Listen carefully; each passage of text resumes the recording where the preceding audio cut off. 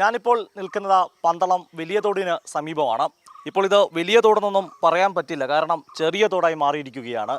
വളരെ ചുരുങ്ങിയിരിക്കുകയാണ്, മാലിന്യം കൊണ്ട് നിറഞ്ഞിരിക്കുകയാണ്.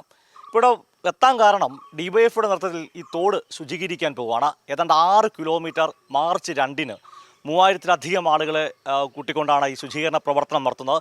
ഇപ്പോൾ രാവിലെ തന്നെ ഈ തോടിന് സമീപത്ത് തന്നെ ഒരു ആലോചന യോഗം പോലെ കൂടിയിരിക്കുകയാണ്. അനൗദ്യോഗികമായ യോഗമാണ്. പക്ഷേ എനിക്ക് തോന്നുന്നു ഇപ്പോൾ ഡിവൈഎഫ്ഐയുടെ ജില്ലാ സെക്രട്ടറി നിസാം ഉൾപ്പെടെ ചേരുന്നു. നിസാമേ, രാവിലെ തന്നെ നിങ്ങളെല്ലാം ആലോചിക്കുന്ന ഈ തോട് ശുചീകരണമാണെന്ന് തോന്നുന്നു. ഇപ്പോൾ സ്ഥിരം പണിയായി തോന്നുന്നത്. അതെ, തോട് ശുചീകരണമാണ്. മാർച്ച് 2-നാണ് ഞങ്ങൾ ഈ ക്യാമ്പയിൻ നടത്താൻ തീരുമാനിച്ചിരിക്കുന്നത്. അതെങ്ങനെ വേണം എന്ന് ആലോചിക്കാൻ വേണ്ടിയിട്ടാണ് പാർട്ടി ഏരിയ സെക്രട്ടറി അടക്കമുള്ള ആളുകൾ ഞങ്ങളിപ്പോൾ ഇവിടെ കൂടിയിരിക്കുന്നത്. അപ്പോൾ ഈ പ്രദേശവാസികളാകെ ഞങ്ങൾക്കൊപ്പം ഉണ്ട്. ഇപ്പോൾ മാർച്ച് 2-ന് ഡിവൈഎഫ്ഐയുടെ യൂത്ത് ബ്രിഗേഡിൻ്റെ നേതൃത്വത്തിലും ഈ നാട്ടിലെ ബഹുജനങ്ങളുടെ നേതൃത്വത്തിലും ഈ തോട് വീണ്ടെടുക്കാനാണ് ഡിവൈഎഫ്ഐ തീരുമാനിച്ചിരിക്കുന്നത്. വലിയ പിന്തുണയാണ് കിട്ടിക്കൊണ്ടിരിക്കുന്നത്. ഈ തോടിനെ പറ്റി പറയുമ്പോൾ അതിൻ്റെ ഒരു നീളവും കാര്യങ്ങളും ഒക്കെ അതിനൊന്ന് അറിയാൻ വേണ്ടി, ഈ തോട് എവിടെ നിന്നാണ് ആരംഭിക്കുന്നത്? ഈ തോടിൻ്റെ തുടക്കം കൊടുമണ്ണിൽ നിന്നാണ് വരുന്നത്. കൊടുമൺ കയറി പറന്തൽ MC റോഡ് പാലം തൊട്ട് ഐരാണിക്കുഴി നമ്മുടെ അച്ചൻകോലാറ്റ് ചെന്ന് കയറുന്ന തോടാണിത്. ഏകദേശം 7 കിലോമീറ്റർ എടുത്ത് വരുന്നുണ്ട്. 7 കിലോമീറ്ററോളം വരുന്നത്. ഇത് എനിക്കൊന്ന് കരിങ്ങാലി പാടശേഖരം അല്ലേ? കരിങ്ങാലി പാടശേഖരം കഴിഞ്ഞാണ് ചെന്ന് ഇവിടുന്ന് നേരെ കരിങ്ങാലി പാടശേഖരം കഴിഞ്ഞാണ് ഐരാണിക്കുഴി ചെന്ന് കയറുന്നത്. നമ്മൾ ഇതുമായി ബന്ധപ്പെട്ട് റെഫർ ചെയ്യുമ്പോൾ പത്രവാർത്തകൾ നോക്കുമ്പം ഏറ്റവും കാണുന്നത് കർഷകരെ പറ്റിയാണ്. ഈ പാടശേഖരത്തിൽ വിത്ത് വിതയ്ക്കാനൊക്കെ ബുദ്ധിമുട്ടുണ്ടാകുന്നതിനെ പറ്റി നമ്മളൊപ്പം കർഷകരും ചേരുന്നുണ്ട്. എനിക്ക് തോന്നുന്നു കൃഷിക്ക് വലിയ സഹായകരമായിരുന്ന ഒരു തോടായിരുന്നു അല്ലേ? തീർച്ചയായിട്ടും. കാരണം വേനൽക്കാലത്ത് ഞങ്ങൾ ഇവിടെ കുഴി കുഴിച്ചാണ് ഇതിന് പാവല്, പടവല അതുപോലുള്ള കൃഷികൾ ചെയ്തുകൊണ്ടിരുന്നത്. ഇപ്പം അതെന്ന് വെച്ച് കഴിഞ്ഞാൽ ഈ തോട്ടിനകത്തോട്ട് ഇറങ്ങാനൊക്കത്തില്ല. കാരണം മാലിന്യം ആയി കഴിഞ്ഞ് മാലിന്യം ഇതിൻ്റെ കൊണ്ട് അട്ടയും പെരുകി, അതുകൊണ്ട് വലിയ ഒരു പ്രയാസമാണ് ഞങ്ങൾക്ക് ഈ തോട്ടിലോട്ട് ഇറങ്ങാൻ പറ്റത്തില്ല. കൃഷിക്ക് വലിയ ബുദ്ധിമുട്ടല്ലേ? അതൊന്നോ ബുദ്ധിമുട്ട് കണ്ട് നല്ല രീതിയിൽ ഞങ്ങളിവിടെയൊക്കെ കൃഷിയൊക്കെ ചെയ്തുകൊണ്ടിരുന്നത്. ഇപ്പോൾ അതിൻ്റെ ഇതിനകത്ത് നിന്ന് വരുന്ന ഈ മാലിന്യ വെള്ളം തന്നെ ഒരു ഭയങ്കര ബുദ്ധിമുട്ട് തന്നെയാണ്. കാരണം പല ഇതിനും ഇത് എഫക്റ്റ് ചെയ്യത്തില്ല. അപ്പോൾ അതിന് നല്ല രീതിയിൽ ഓടിക്കൊണ്ടിരുന്ന തോടാണ്. അപ്പോൾ ഇതിനകത്തിൽ ഭയങ്കരമായിട്ട് മാലിന്യവും ഇതെല്ലാം ഇതിനു വേണ്ടി ഇപ്പം എല്ലാവരും കൂടി സഹകരിക്കുക എന്ന് പറഞ്ഞിട്ടുണ്ടെങ്കിൽ ഞങ്ങൾക്ക് ഭയങ്കര സന്തോഷമാണ്. ഞങ്ങളെല്ലാം ഇതിൻ്റെ കൂടെ സപ്പോർട്ടായിട്ടുണ്ട്. ഈ കൃഷിയുടെ കാര്യം പറയുമല്ലോ, എനിക്ക് തോന്നുന്നത് ചില ആളുകൾക്കൊക്കെ ഓർമ്മകൾ പങ്കുവെക്കാൻ കാണും. ചേട്ടൻ ഇവിടെ തന്നെയുള്ള ആളല്ലേ? അപ്പം നിങ്ങളുടെയൊക്കെ ഒരുപക്ഷെ ചെറുപ്പത്തിലൂടെ കുളിക്കുകയും ഒക്കെ ചെയ്ത് നീന്തുകയൊക്കെ ചെയ്തോടായിരിക്കും അല്ലേ? തീർച്ചയായിട്ടും. ഞങ്ങൾ ഈ നാട്ടിലെ എല്ലാ ആൾക്കാരും രാവിലെ കുളിക്കാനും അതുപോലെ നടക്കാനും നമ്മുടെ കൃഷി ആവശ്യങ്ങൾക്കെല്ലാം ഉപയോഗിച്ചൊരു തോടാണ്. ഞങ്ങളുടെ ജീവിതമായിട്ട് ഏറ്റവും കൂടുതൽ ബന്ധപ്പെട്ട ഒരു തോടാണിത്. അത് വീണ്ടും പുനർജീവിപ്പിക്കാൻ കൊണ്ടുള്ള ഒരു ശ്രമത്തിൻ്റെ ഭാഗമായിട്ടാണ് ഇവിടെ കൂടിയിരിക്കുന്നത്. വളരെ സന്തോഷത്തിലാണ് ഞങ്ങൾ ആ 2-ാം തീയതിയിലെ പരിപാടി ഏറ്റെടുക്കാൻ കൊണ്ട് നാടൊന്നിച്ച് വലിയ സന്തോഷത്തോടെ. ബ്ലോക്ക് ഞാൻ ഇവിടുത്തെ പഴയ ഗ്രാമപഞ്ചായത്ത് മെമ്പറും കൂടിയായിരുന്നു.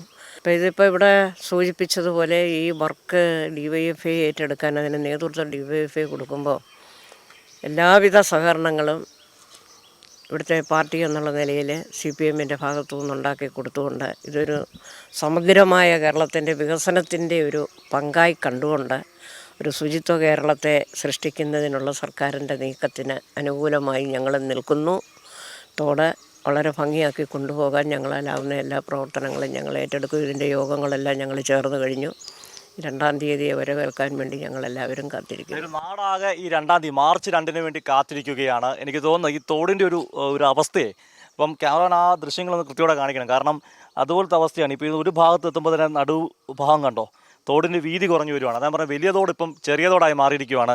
ആർക്കാണ് ഇതിൻ്റെ അകത്തൊരു ചേട്ടാ നിങ്ങളുടെയൊക്കെ ഒരു കാലഘട്ടത്തിൽ കുളിക്കുകയും നീന്തലൊക്കെ പഠിച്ച തോടാണോ ഇത്? തീർച്ചയായിട്ടും. ഞങ്ങൾ തുണി നനയ്ക്കാൻ കുളിക്കാനും ഒക്കെ രാവിലെയും അവധി ദിവസങ്ങൾ കൂടുതൽ സമയം ഈ തോട്ടിൽ തന്നെയാണ്. അവിടെ താഴെ ഒരു ചീപ്പുണ്ട്, അത് അടച്ച് വെള്ളം നിറച്ച് അതിനകത്ത് ചാടുകയും കുളിക്കുകയും ഒക്കെ ചെയ്തൊരു അനുഭവമുണ്ട്. എന്നാൽ ഈ ഭാഗത്തുള്ള കൃഷിക്കാർ മൊത്തം ഉപയോഗിക്കുന്ന ഈ തോട്ടിലെ വെള്ളമാണ്. പക്ഷേ ഇപ്പോൾ ഈ തോട്ടിലെ വെള്ളം ഉപയോഗിച്ച് കഴിഞ്ഞാൽ കൃഷി നശിച്ചു പോകുന്നൊരവസ്ഥയാണ്. പിള്ളേർ കുളിക്കാൻ ഇറങ്ങിയാലോ? ഇപ്പോൾ അത് ചിന്തിക്കാനേ ഇല്ല. കുളിയും നനയൊന്നും ഇപ്പോൾ നടക്കത്തില്ല. കാരണം ഇതിൻ്റെ കളർ തന്നെ കണ്ടാൽ അറിയാം, അതിനകത്ത് നമുക്കൊന്നും ചെയ്യാൻ പറ്റാത്തൊരവസ്ഥയാണ്.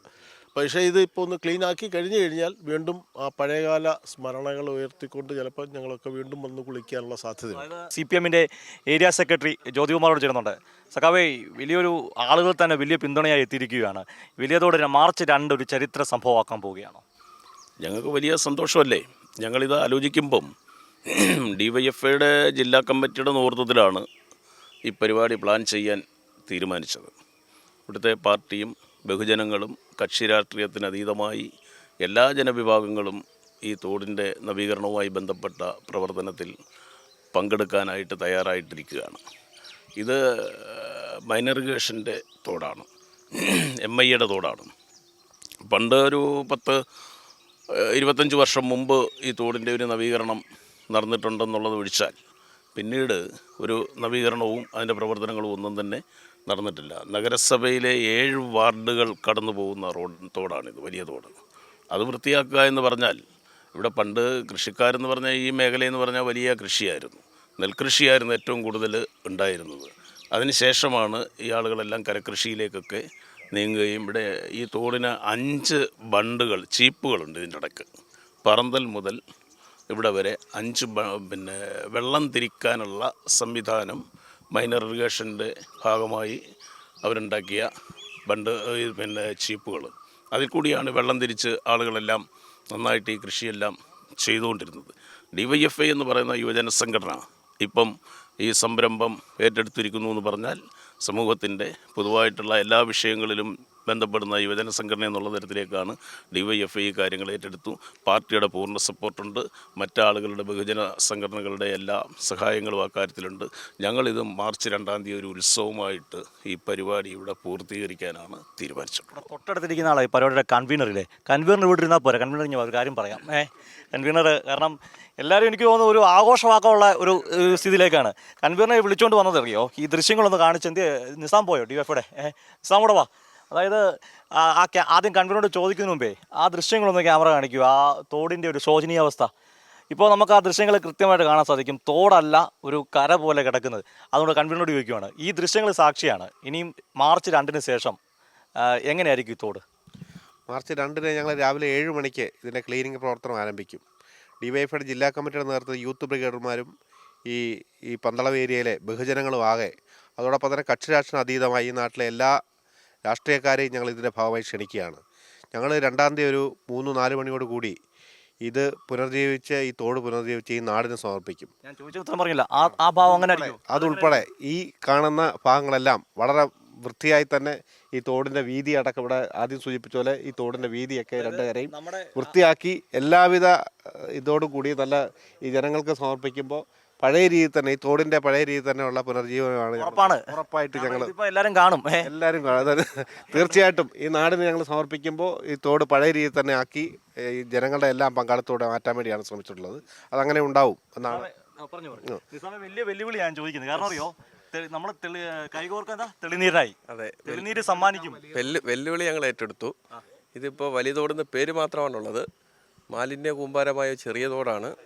മാർച്ച് 2-ന് വൈകുന്നേരം ആകുമ്പോൾ ഇത് 8 കിലോമീറ്ററോളം വരുന്ന ഈ വലിയ തോടാക്കി മാറ്റും DYFI. എല്ലാവരും ഒരുക്കമാണല്ലോ. അപ്പോൾ ഒരു നാടിൻ്റെ ഒരു ഉത്സവമാക്കി മാറ്റാനാണ്. അതിന് മുമ്പ് ഒരു കാര്യം പറയാൻ വിട്ടുപോയി, 24 ഒരു നടത്തമുണ്ട് അല്ലേ? അതെ 24 സ്ട്രീം വാക്കിംഗ് അരുവി നടത്തം എന്ന് പറയുന്ന ഒരു നടത്തം കൂടി സംഘടിപ്പിക്കുന്നുണ്ട്. ഇന്ന് രാവിലെ തന്നെ ഇത്രയും ആളുകൾ വന്നിരിക്കുകയാണ്. ഇതിപ്പോൾ പതിവാണ് ഇവർ, കാരണം ഇതിനെപ്പറ്റി കൂടിയാലോചനകൾ എല്ലാം. എന്തായാലും നമുക്ക് ഈ ചെറിയ തോടിനെ വലിയ തോടാക്കി വീണ്ടും മാറ്റുന്ന ആ അവസരത്തിനായി കാത്തിരിക്കാം. വലിയ തോടിന് സമീപത്തു നിന്ന് ക്യാമറമാൻ അഖിലേഷ് കുടുംബനൊപ്പം സുജിറ്റി ബാബു, കൈരളി ന്യൂസ്.